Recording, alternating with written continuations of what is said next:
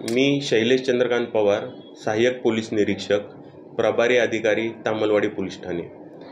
24 तारखे रोजी आम्हाला माहिती मिळाली होती की एक गुटख्याने भरलेला ट्रक धुळे सोलापूर हायवेने तुळजापूरकडून सोलापूरच्या दिशेने जात आहे।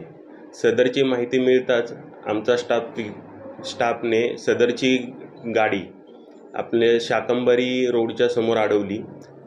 ती गाडी चेक केली असता त्यामध्ये आपल्याला गुटखा सदृश्य पदार्थ मिळून आला।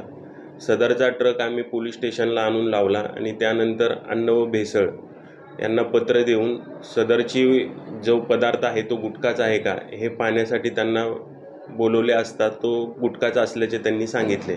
त्यानंतर आज रोजी त्या समीर पाशा म्हणून जो ड्रायव्हर होता त्याच्यावरती आपण गुन्हा नोंद केलेला आहे। त्यामध्ये टोटल 40 गोणी गुटखा होता। बादशाह कंपनीचा तो गुटखा होता। त्याची टोटल किंमत 18,43,000 रुपये आहे आणि ट्रकची किंमत धरून असा 28 लाखाचा आपण मुद्देमाल जप्त केलेला आहे।